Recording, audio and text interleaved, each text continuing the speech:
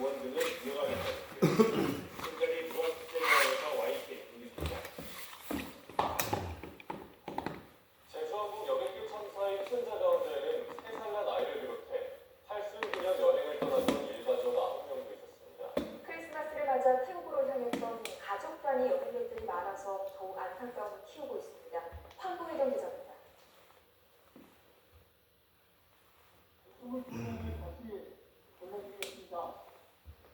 희생자 이름이 한 명 한 명 불릴 때마다 유족들 사이에서 울음 섞인 절규가 터져 나옵니다.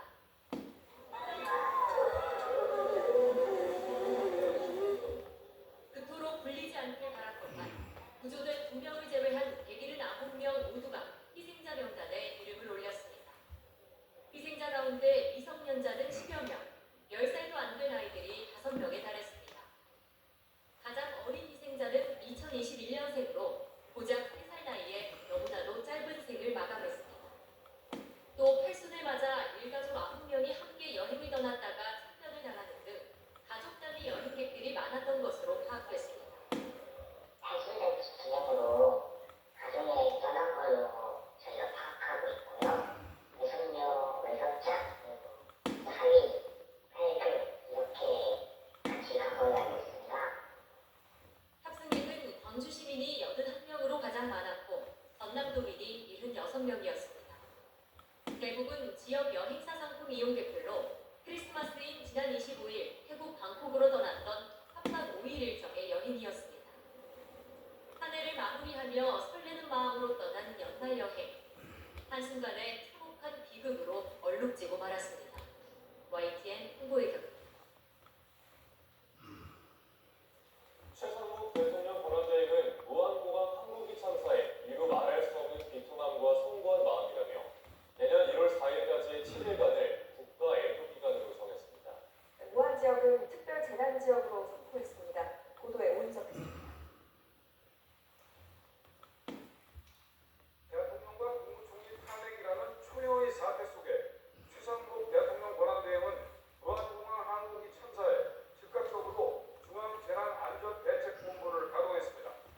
사고 현장에 도착한 최 권한대행은 정부 전체가 사고 수습을 위해 모든 장비와 인력, 인프라를 총동원하라고 지시했습니다. 참변을 당하신 유가족의 어떤 위로의 말씀도 부족할 것으로 생각한다면서 사고 수습을 위해 정부 전체가 모든 자원을 투입해 전력을 다하고 있다고 말했습니다. 또한 정부는 금일부터 1월 4일 24시까지 7일간을 국가 애도기간으로 정하고 무한공항 현장과 전남, 광주, 서울, 세종 등 17개 시도에 합동 분향소를 설치하여 희생자에 대한 조의와 애도를 표하기로 하였습니다. 전 부처와 지자체, 공공기관들은 조기를 개항하고 공직자는 애도 리본을 표용하며 무엇보다 국민의 안전을 최우선에 두겠다고 강조했습니다. 무한지역은 특별재난지역으로 선포했습니다. 특별재난지역으로 선포되면 대통령령이 정하는 응급대책과 재해구호, 복구에 필요한 재정, 금융 지원 등을 받을 수 있고 피해 복구 비율이 50%가 필요 지원됩니다. 정부는 전남 무안군을 특별재난지역으로 선포하고 피해 수습, 유가족 지원, 부상자 치료 등 필요한 지원을 다하겠습니다. 사고 원인을 철저히 조사해 책임 소재를 밝혀 유족과 국민께 신속하고 투명하게 공개하고 이참한 사고가 다시 발생하지 않도록 범정부 차원의 재발 방지 대책도 마련하겠다고 약속했습니다. 최 권한대행은 희생되신 분들이 명복을 빌며 유가족분들께 깊은 애도와 위로의 말씀을 드린다며 정부는 사고 수습에 최선을 다하겠다고 말했습니다. YTN 문석입니다. 제주항공 측은 이번 추락 사고와 관련해 애도와 사과의 뜻을 전하며 직원들을 현장에 급파해 유족 지원에 나섰습니다.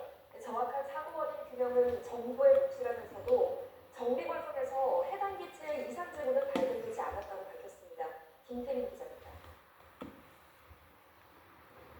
사고 발생 5시간 만에 제주항공 대표와 임원진이 심통한 표정으로 취재진을 나섰습니다. 희생된 탑승객과 유가족의 애도와 사과의 뜻을 전하며 깊이 고개 숙였습니다. 무엇보다 이번 사고로 인해서 유명을 달리하신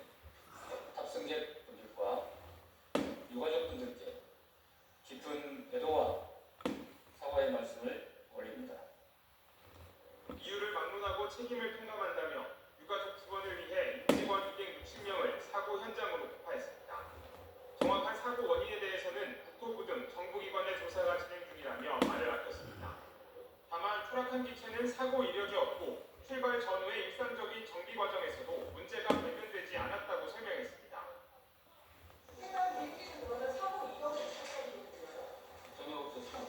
정비 프로그램에 따라 가지고 지속적으로 정비를 하고 있는 거고요. 이 항공기에 이상이 있었던 징후는 전혀 없었습니다. 사고가 난 기체는 제작된 뒤 15년 된 미국 보잉사의 737-800 기종으로 비교적 신형에 속합니다. 전 세계 누적 판매량이 10,000대가 넘는 인기 기종이라 우리나라에도 모두 101대가 운항 중인데 이 가운데 제주항공 여객기가 39대로 가장 많습니다. 하지만 전 세계에서 가장 많이 팔린 만큼 사고 소식도 잦습니다. 지난 2022년엔 중국 동방항공 소속의 이 기종 항공기가 추락해 승객과 승무원 132명이 모두 숨졌고 같은 계열 기종인 737 맥스는 낮은 기계 결함으로 한때 전 세계 운항이 전면 중단됐다가 지난 2020년에 재개되기도 했습니다. YTN 팀입니다. 조 바이든 미국 대통령은